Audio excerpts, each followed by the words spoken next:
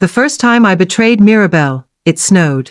Fat, silent flakes fell outside my Vancouver loft as Joshua's laughter echoed through the room, warm, deep, and dangerous. My granddaughter's boyfriend had no business fixing my broken heater.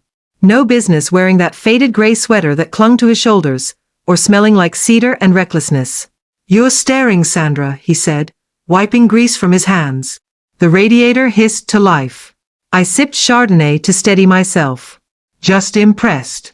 Mirabel never mentioned you were handy. She doesn't know a lot about me." His eyes met mine, a flicker of something darker. We were alone. Always alone these days, ever since Mirabel started working late. My husband's photo watched from the mantel, frozen in 1998. Loneliness had clawed at me for years, but Joshua's presence made it howl. He lingered by the door. "Need anything else?" "Yes." "No," I said. But he stepped closer, tracing the rim of my wineglass. "You're different when she is not here." Softer. The air thickened. My pulse screamed. 40 years vanished.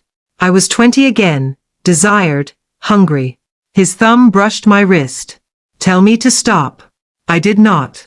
When his lips found mine, the world split. Guilt and thrill warred, a wildfire in my veins. The couch creaked under our weight, his hands rough yet tender, mapping sins I had only dreamed of.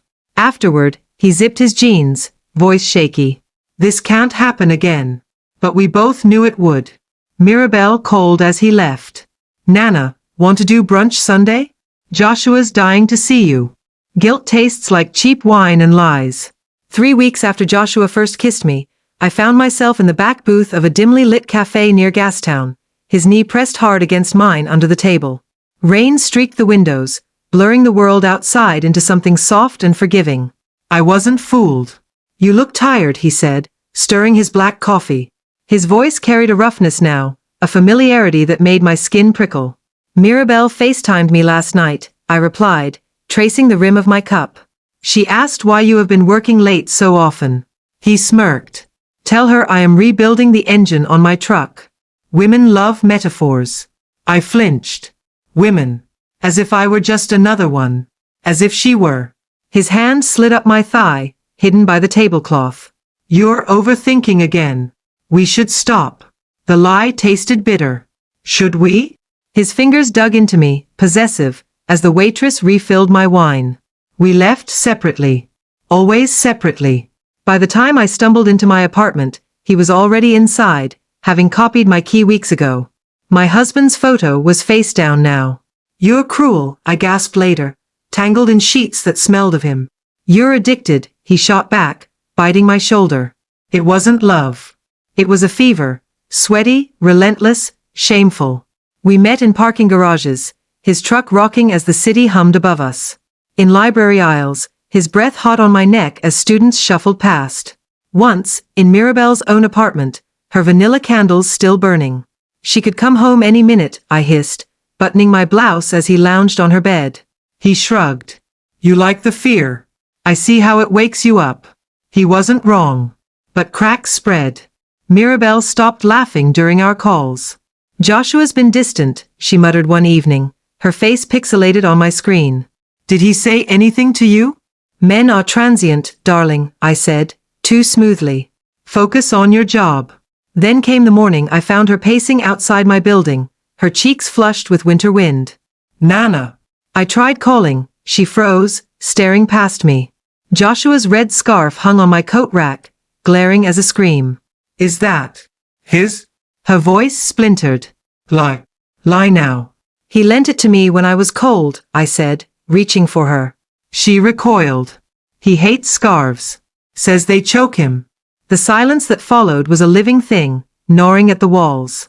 "Mirabel, let me explain." She fled. Joshua arrived an hour later, smelling of bourbon and fury. "You let her see it?" "It was an accident." He backed me against the fridge, hands framing my face. "Fix this, or I will tell her exactly how warm you have been keeping me." That night, I called Mirabel 12 times. On the 13th ring, she answered. "Bring the scarf to brunch tomorrow," she said, icy. "We will all talk." Brunch was a funeral. Mirabel placed Joshua's scarlet scarf between us like a knife. The cafe bustled with Sunday chatter, but our table sat frozen. Joshua leaned back, jaw tight, while Catherine, my sharp-eyed best friend, sipped her mimosa, watching me like a hawk. "Explain," Mirabel said. Her hands trembled. "I told you I lied. He lent it to me when I was cold." Joshua smirked. "Grandmas get chilly, right?" Catherine's spoon clinked against her glass. "Odd. Sandra hates scarves. Always has." Mirabel's gaze snapped to her. "What?" "True," Catherine said, cool as the oysters on her plate. "Your Nana called them neck nooses at my husband's wake." She turned to me. "Remember, Sandra? You ripped Frank's scarf off his corpse in the casket." Joshua choked on his coffee. "Enough," I hissed. Mirabel stood abruptly. "Joshua, let's go." He didn't move. "Finish your eggs, babe." "Babe." The word hung like a slap. Mirabel paled, then fled. Catherine followed, tossing cash on the table. "Fix this," she muttered to me. "Before I do." Joshua waited until they were gone before grabbing my wrist. "Your friend's got a big mouth. Let go. Make me." His thumb stroked my pulse point, a threat, a promise. "You're mine until I say we're done." Catherine cornered me that evening on my balcony, the Vancouver skyline glittering below. "You're sleeping with him," she said. "No question. Don't be absurd."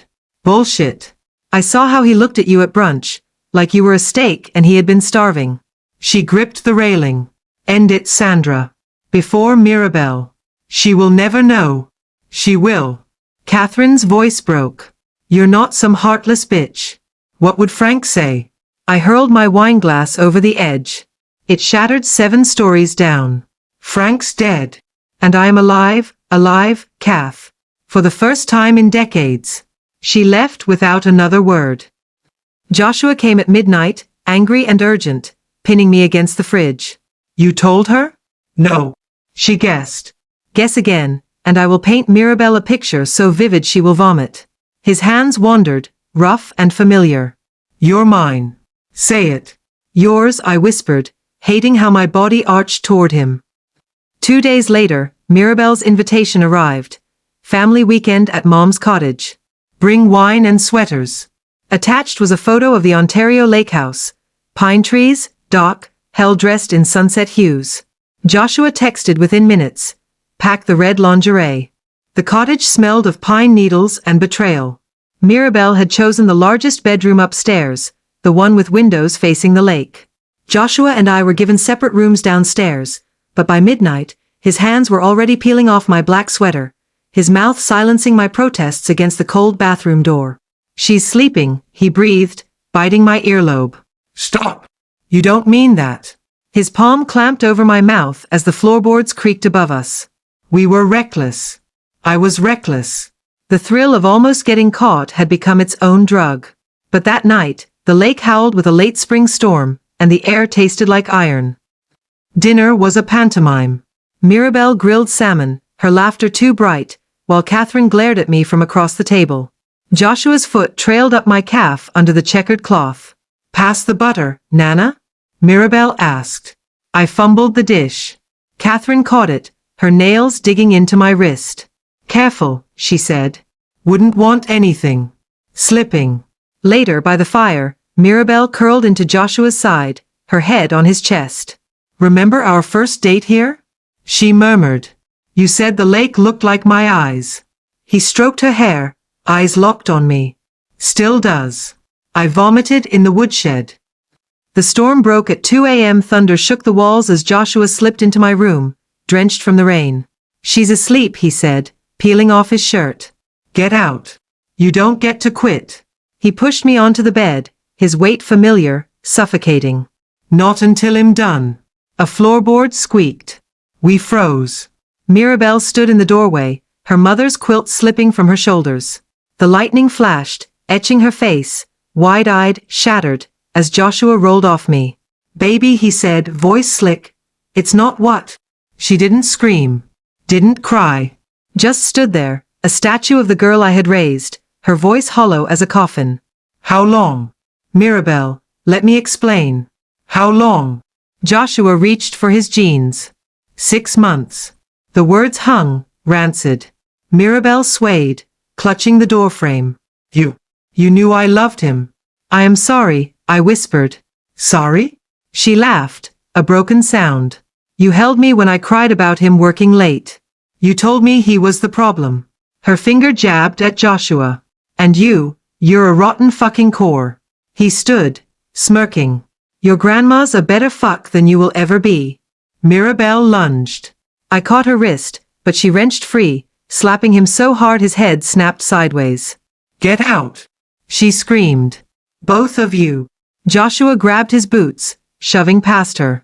Enjoy dying alone, Sandra. The door slammed.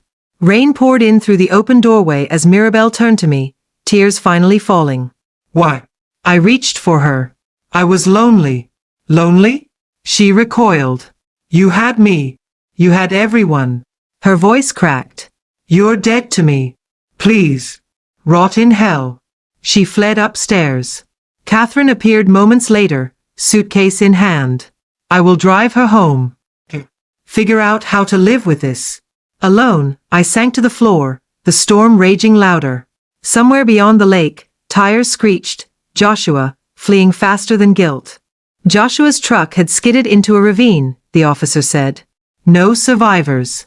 The words should have gutted me. Instead, I felt nothing, a hollowed-out shell where guilt and desire once raged. Catherine drove me back to Vancouver in silence. When she finally spoke, her voice was flint. Go to Mirabel. Beg. I did.